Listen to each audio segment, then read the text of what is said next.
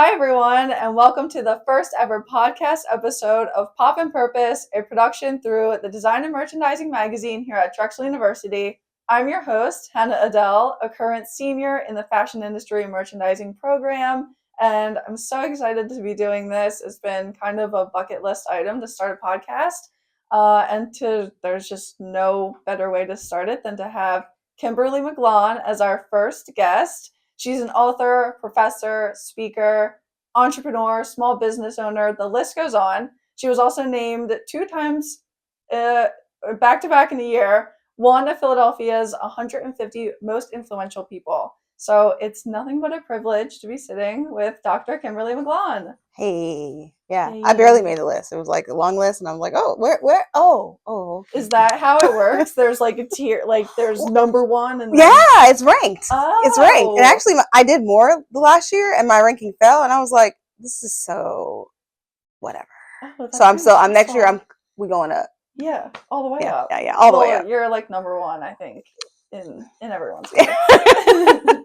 It was really a cool and like it was really remarkable honor. So people on the list are like the governor and like the real estate magnates and the basketball players and the football, like the Eagles player. So it was really great. Yeah, that's amazing. Yeah, it was really awesome. good. Thank you. Yeah.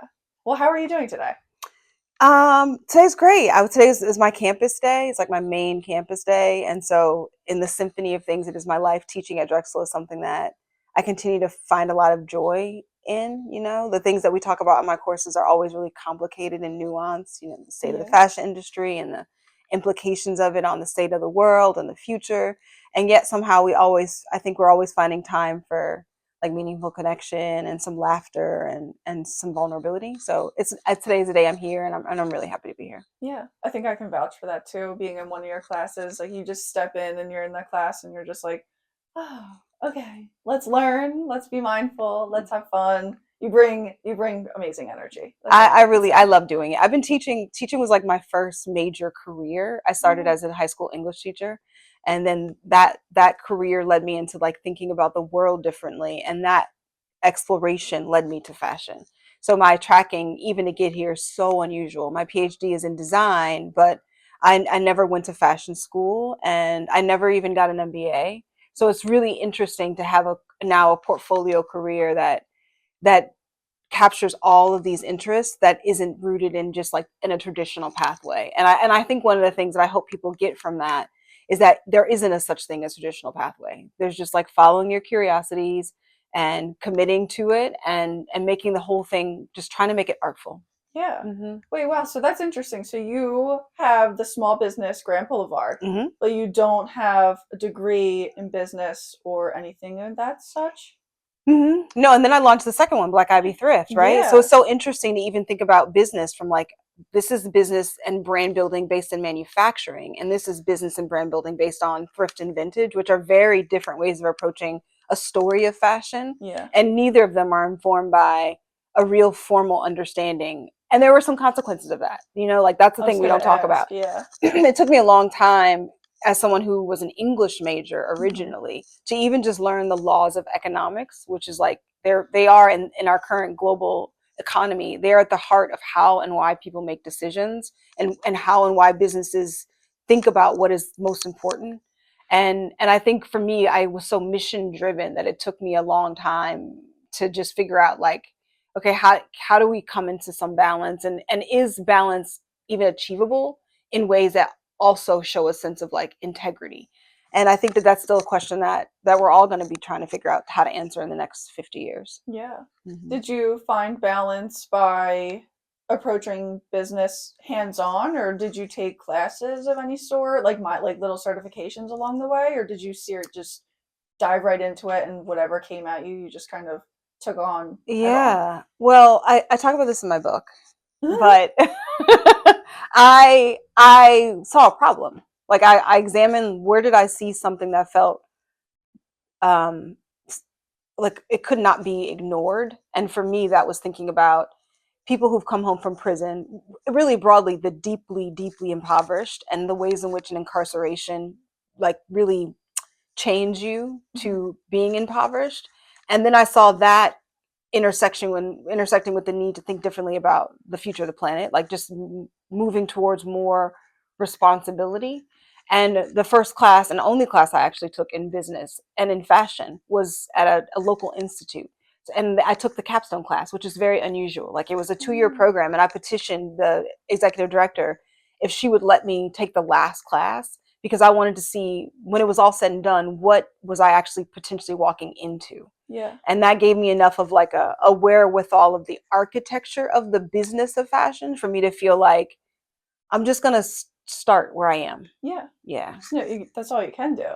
That's what we do regardless. So Yeah. that's where we always start. You got to start somewhere. Got to start somewhere. And there will always be like things that you can't see, right? And that the only way that you, even after 8 years of building that first brand, there were things I could not see until I had climbed what I thought was that initial mountain range. Yeah. And then I got to the top of that mountain, and I was like, oh man, the mountain I actually need to be going up is way over there. It's twice as high, and there's no way I could even know it existed had I not made the initial climb. I love that. Yeah, and I think that's a lot of life. Like, Yeah. you got to go a ways before you realize, like, am I even moving in the right direction, or what have I missed in the landscape that I couldn't have seen until I got to this level? Yeah. Yeah. Wow, that's amazing.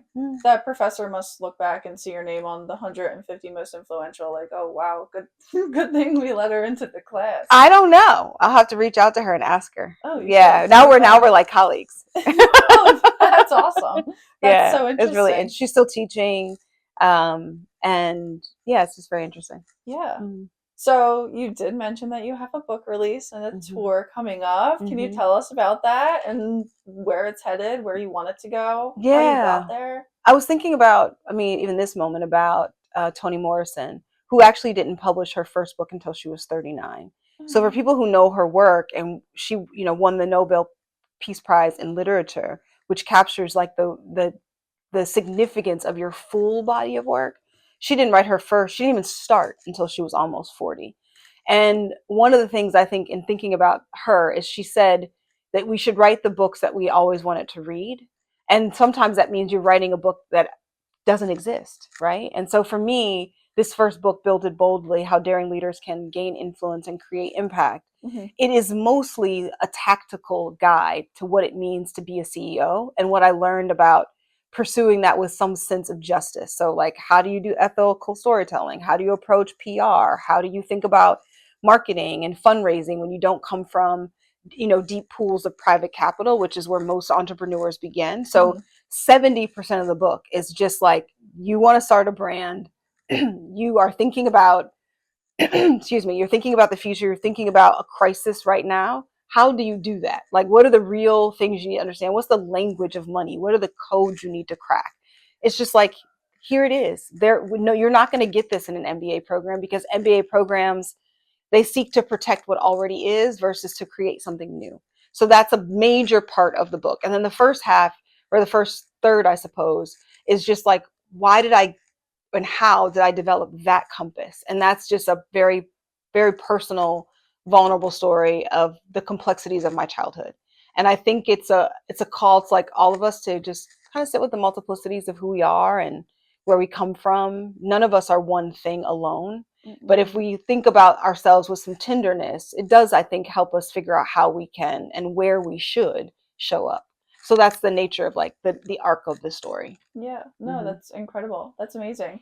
I like how you said, like, you can't, like, the business is only trying to like protect the business essentially, and that's not really how it is. So here's how it is. Would you experience pretty much firsthand by just diving right into it, taking the first step, not really knowing where you're going until you started to almost get there? Yeah, and I think for a lot of us, if we, particularly those of us, it doesn't really matter what you want to pursue. Many of us do things or dream of things where we don't have a direct personal inheritance. Like, if you want to be a designer, it doesn't mean your parents were a designer. If you want to, be an entrepreneur, for many of us, it doesn't mean that we come from a family of entrepreneurs.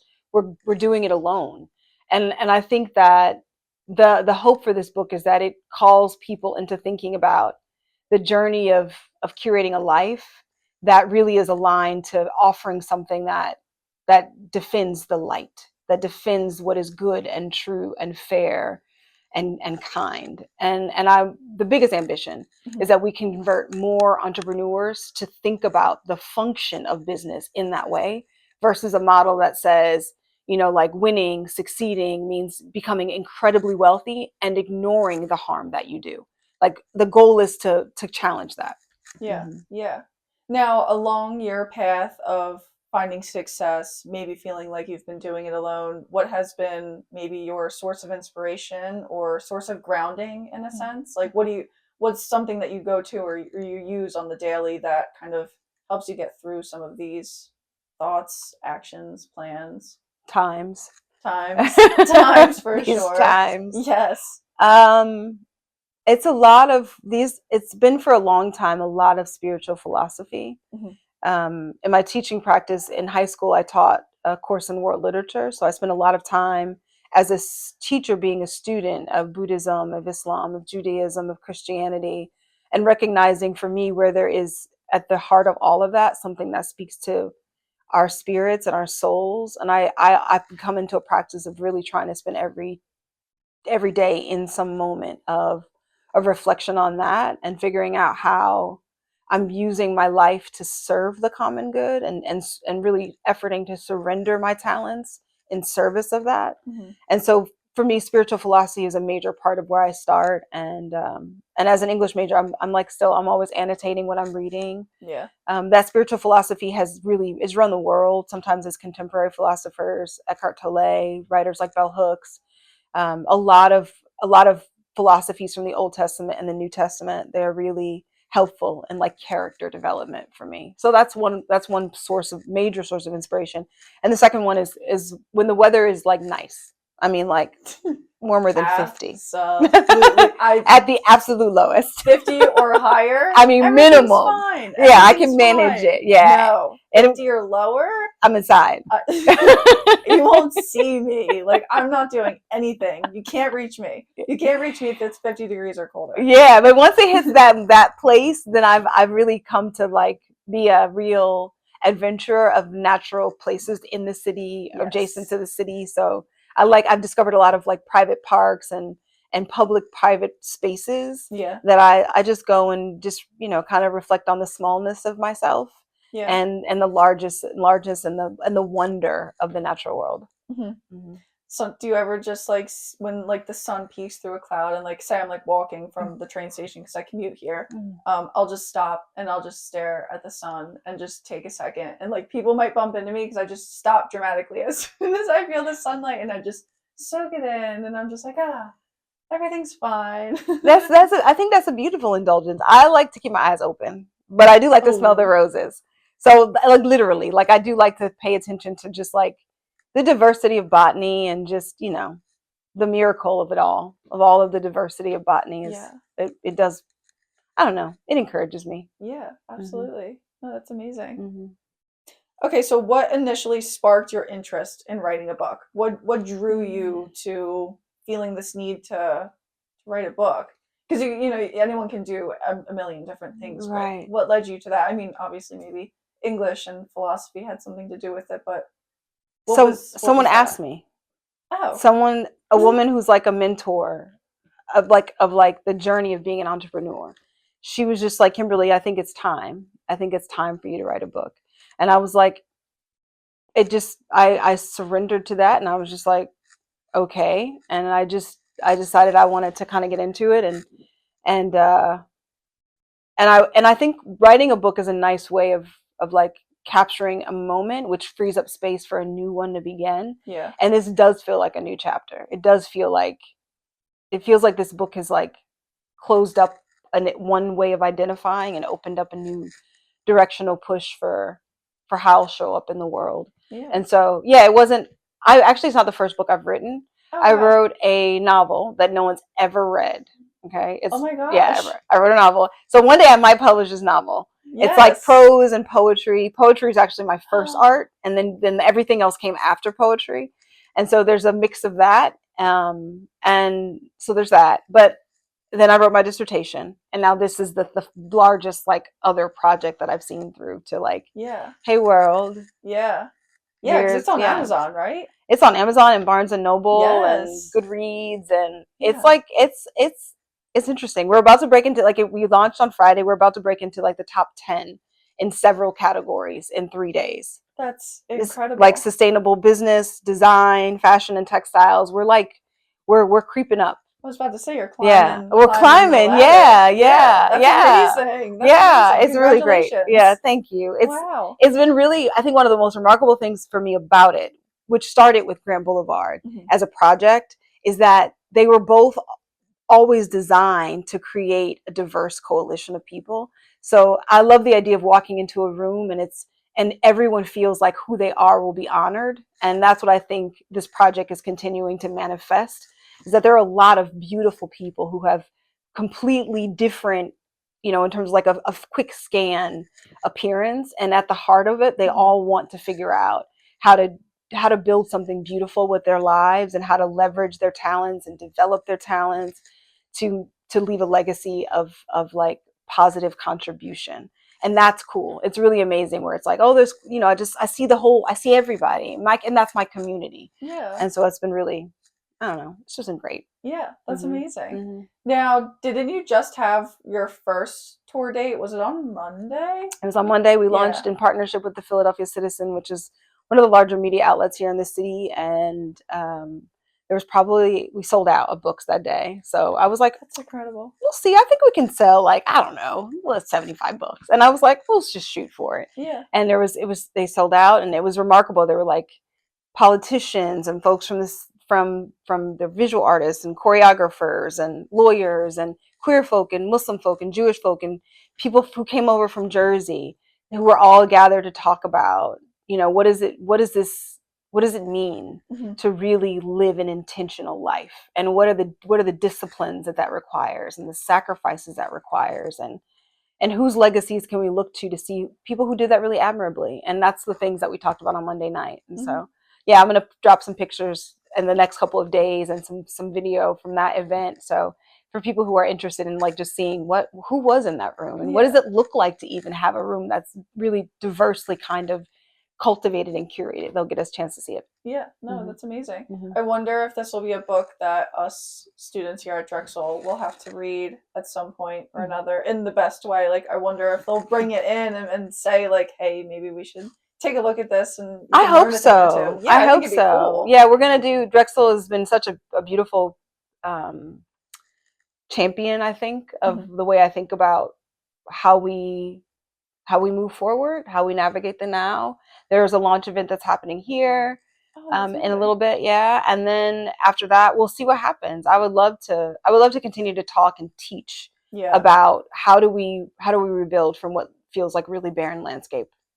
Yeah, I think the way that you teach too has like this effect. It's almost like it's easy to comprehend, but it's like empowering, but like you can grasp everything that you're saying at the same time.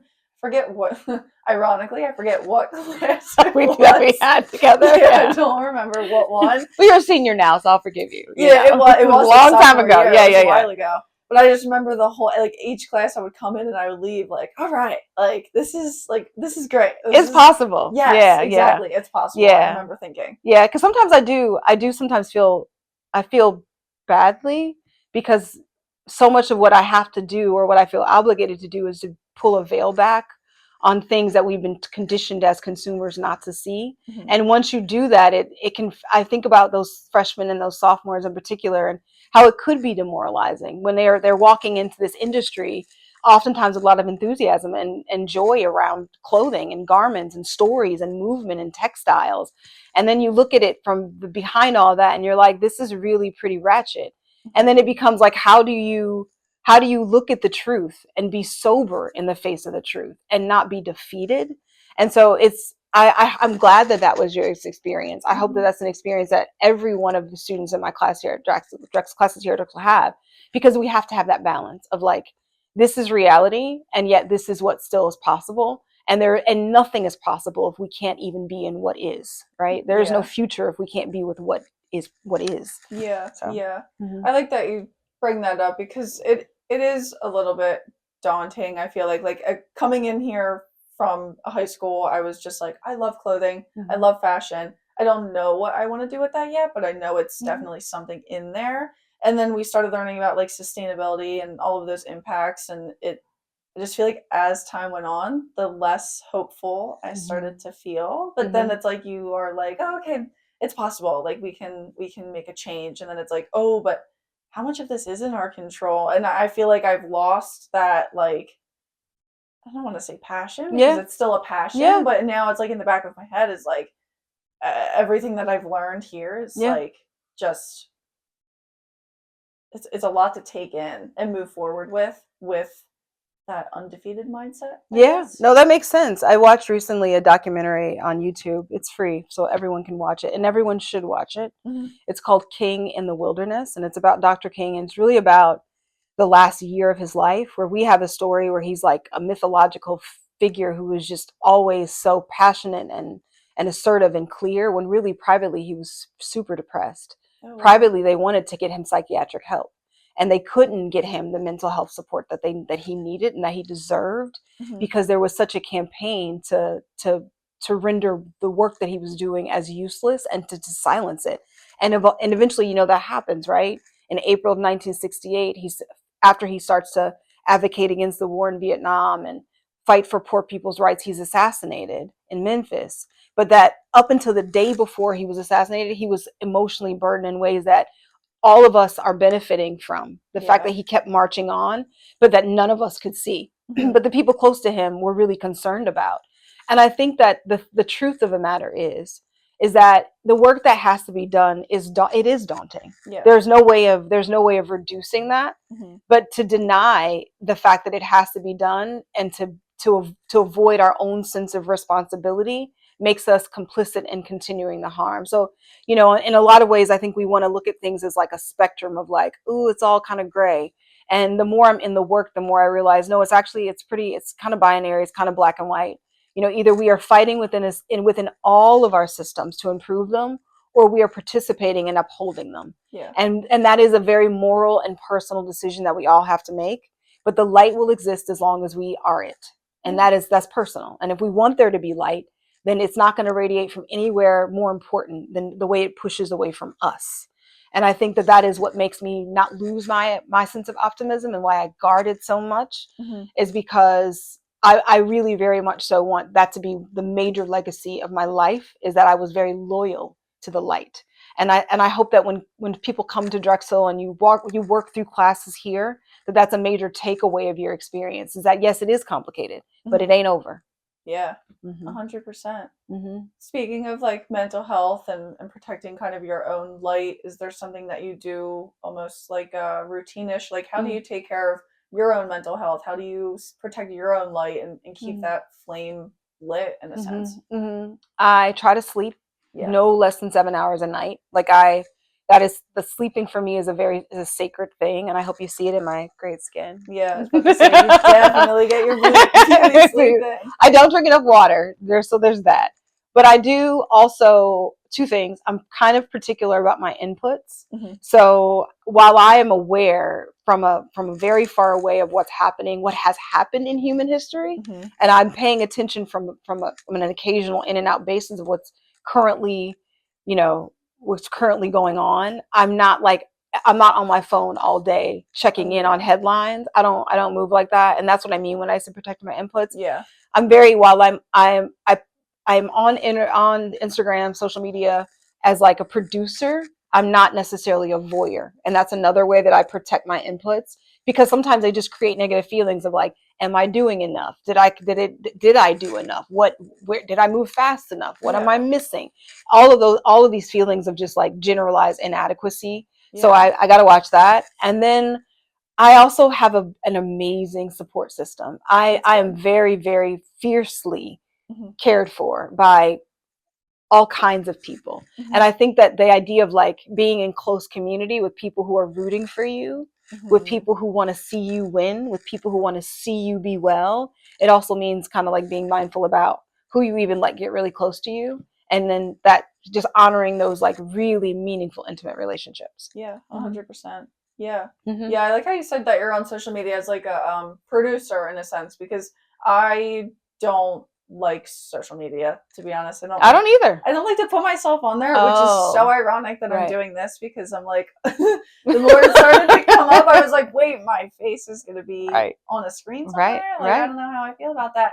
But I was like, but this is like also just the time that's happening. Do I watch other podcasts? Yes, but there is like this balance of how much you're getting in versus what you're putting out. Hopefully I'm putting out something that's positive and, you know, a little bit of a stress relief relaxer. Yeah. And people who are going to be critical, that's okay. You know, I like don't care about there's, that. and well, the thing is, like, I think one of the other things I'm learning this year is that trying to avoid taking anything personally. Like whether people are really critical or they're really generous and with praise, oftentimes it's all filtered not through you, but through their own experience. So you just have to hold that as like an awareness. And also recognizing that, you know, you're going to produce something that you feel proud of because you know the attention you put into it and the team that you have around you who wants to make it great too. And then, and then whoever sees it, and whoever doesn't see it. And you have to trust it's going to land where it's supposed to land. Yeah. And you're going to grow.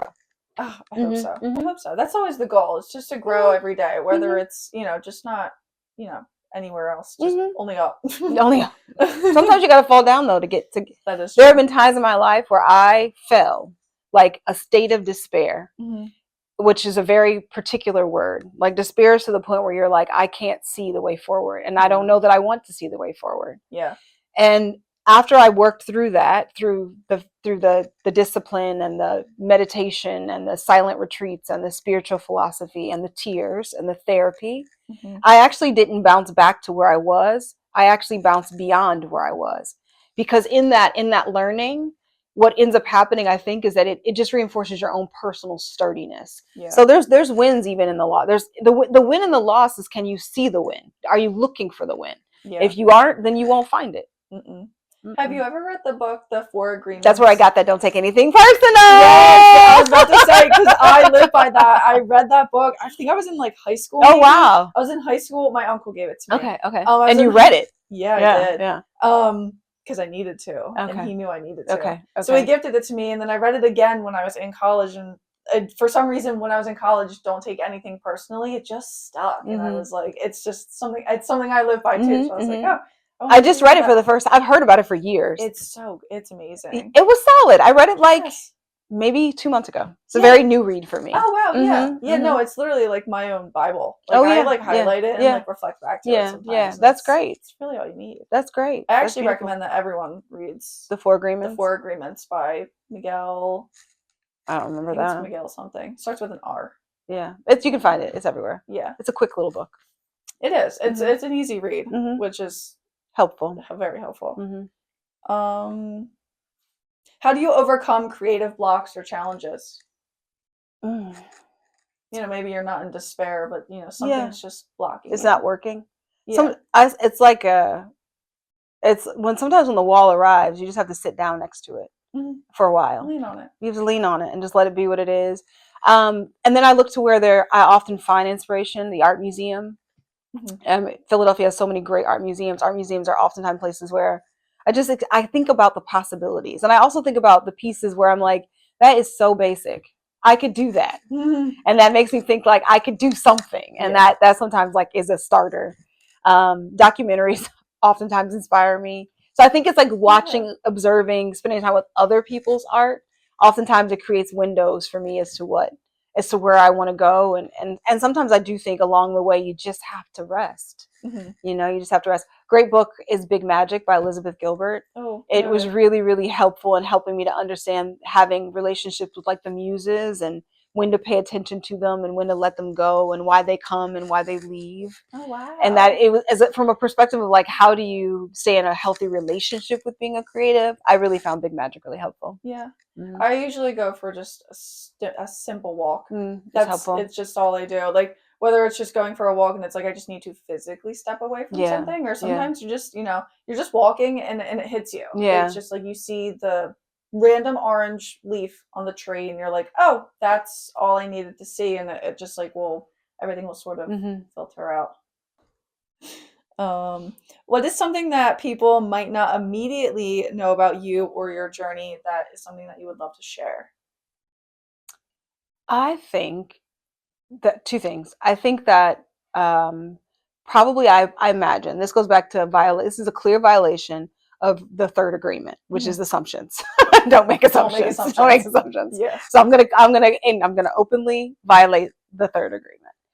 Mhm. I think that sometimes people look at those lists, those rankings, like, like how the book is performing or the influential list or any other like public recognition that's Yeah. associated with me, and they think it's been easy, Mhm. and that is not true, right? It's been a lot of consistency and a lot of dedication that has happened in moments when I did not feel like being that way, Yeah. and usually I do, but there are certainly moments when I don't, and then that's a wall I have to break through. And I think the other thing that people probably don't presume, and it was hard for me to talk about in my book, is that, like, if people recognize in me an energy that feels like it's a warrior energy, like she's like a commander or a general, which is how I seek to move in the world. Yeah.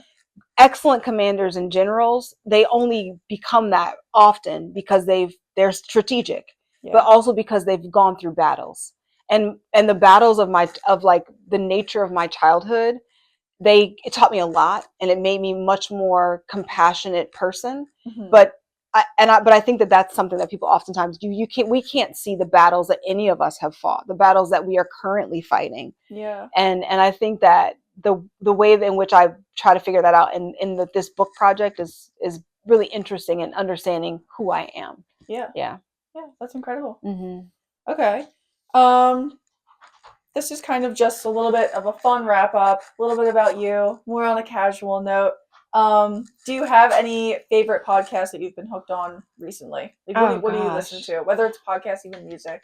I just finished Bad Bunny's new situation. Oh, okay. Girl, it's great. It's Is it magical. great? Beginning to end, you just put it on and you're just like, take me away, San Juan.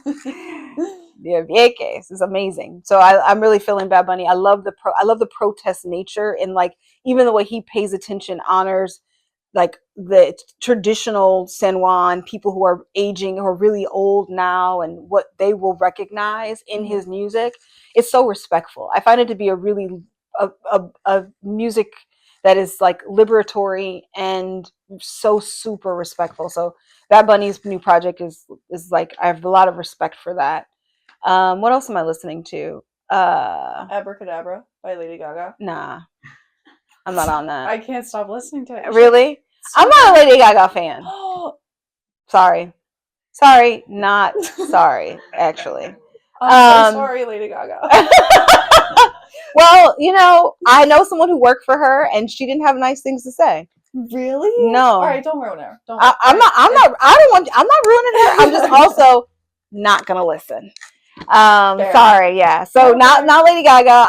I mean, I don't. I could say other things that y'all not gonna like. That's like really popular that are not, that I'm just not a huge fan of. Yeah. And that matters not. Okay. I like 90s R&B, big fan. I like that. I like Summer Walker, big fan. She's a vibe. She's a vibe. And then I'm gonna go with Bad Bunny. Mm-hmm. Interesting. Mm-hmm. I like the Grateful Dead. Okay, cool. Yeah. That's wonderful. Yeah. Mm-hmm. They keep me in my zen. Mm-hmm. I actually, if you look at my playlist, it actually surprises me. It's like all gospel music. I looked at my playlist and I'm like, I didn't realize I was clearly that's how I listen, apparently. No. That's how I stay so optimistic. It's gospel music. No. I 100% agree. My car radio was stuck on gospel music for the longest time, and You learned everything. I wasn't mad about it. Yeah. See, no, and I'm not mad about it. Gospel music is like, no, I buy. It's positive. It's like there's that you're going to be taken care of, that protection's coming, that the means and the energy are on its way to you. Or like it's got to be gospel rock. Oh no, I've never listened to. I mean, I have a little gospel rock. I'm sure. I mean, I don't know. Yeah, like that. Like there's like electric guitars in my. Okay. I don't know about that. I don't know. I don't know what this is. It was stuck on the stage. Okay. But I want to check. I'm gospel's gospel. I'll check it out. Yeah. Mine is. Yeah, I will. Mine is like Baptist church, but contemporary. Yeah. I don't know. I feel like we're thinking of the same. It's like rock, but it's not like rock and roll. Yeah. It's just like real upbeat with like guitars and stuff. Look, like, the message is the same. We are synced up on the message. Okay. We are. Positive vibes over here. Yes. What is a movie or TV show that you've been loving lately that you would recommend to anyone who's listening or watching? So there's definitely King in the Wilderness. I said that once. I'm going to say that again. It's heavy, but it also is. It's like puts the moment that we're in context that I find really helpful. Right. Yeah. This navigating the now. Ooh, what else? I typically like Love Is Blind, but that Germany season took me out, so I'm off of that right now. What else do I really like right now? Ooh, I don't know. I really don't watch that much TV. I don't either. I don't know why. The last great show I watched is Three Body Problem. The sci-fi. The science fiction is great. I'm scared of sci-fi.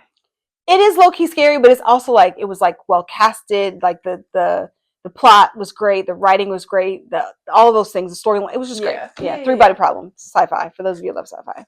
Yeah, I'm excited for the SNL 50, the 50th episode. It's that, and then there's also a documentary coming out. I haven't watched it, but right. I'll watch that last episode for sure. Yeah, that'll be good. Awesome. Yeah, that'll be great. Yeah, it's like a special. I don't even think it's like on a Sunday. I want to watch it. Yeah, I would watch that. I love SNL. It's a guilty pleasure.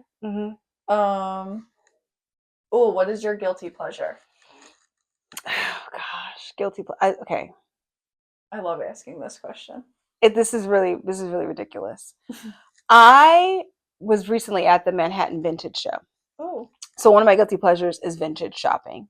And this last weekend in Manhattan, I bought an impulse buy that defied any kind of logic. I love it. I love it. I bought the most, I mean, it's so interesting. I would have never wanted this thing. But I walked into the show. I'm walking in New York. Everybody's got on fur coats. I was like, this is, what? There's a memo. I didn't get the memo. I'm like, wait, you don't have a fur coat already? Well, now I do. Now you do. Guilty pleasure.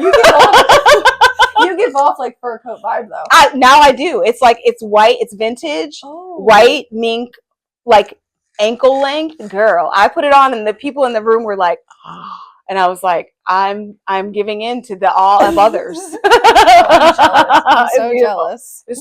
I'll post a picture on my personal Instagram. It was like the guilty pleasure, and I'm gonna tell you, when I walked out of that vintage show and down Park Avenue, I felt like $1 million. I was like, this is obviously the new me. I mean, obviously this is supposed to be. Fashion is how you feel. If that's how you feel, then that's how I felt. So that was my most recent guilty pleasure. Is like I'm not gonna oftentimes wear a fur coat. No. I'm not, like there's some people were like, I wear it to the gym and the grocery store. I was like, not in Philly. That is not a Philly thing. That would not be well received. But special occasions, I'm definitely looking forward to. I'm like in my mind, it's like court-size Sixers, fur coat, snake boots, like tank top and big earrings. Yes, absolutely. It's coming. It's coming. Yeah. Well, wait, won't you be possibly, maybe in a Super Bowl commercial? Yes. Can you wear what you want? Actually, Tina Fey is one of the other people in the commercial. Oh, well, she's from around here. She is. Yeah. She's around here, and so they pulled together a list of influential Philadelphians, and they were like, are you interested? I literally have until tomorrow to do what I need to do to be in the spot. So we'll see. Yeah. Well, at least you have an outfit. My message is like, we are about to come back. We are no setbacks. We are set up for a comeback. Let's go. Absolutely. Let's hunt. So I'm really excited. I'm an Eagles fan. I'm a Jalen Hurts fan. If you weren't, you would be the Doors right over there. Don't kick me out, Hannah. Yeah. Well, keep a lookout for Kimberly on the Super Bowl commercials. That's so fun. And if you could leave our listeners with one message or mantra to carry with them, what would it be? If I could leave you guys with one message or mantra, it would be to just make sure you protect your optimism. And that's important because there's so many forces right now that want us to be pessimistic, because when we're pessimistic, we're easier to be defeated. And this is not the time to surrender. So guard your optimism, recognize that attacks on your emotions and on your minds they can be the biggest challenges of your life. But if you keep your hope and your sense of what is yet possible for yourself, for this country, for the planet, as something that you're going to hold on to as still yet coming into being, then you will make it. So protect your optimism and trust that good things are yet on the horizon. Thank you so much. You're so That was so welcome. beautiful. Thank you for having me. Oh my gosh, of course. Thank you. You're welcome. Okay.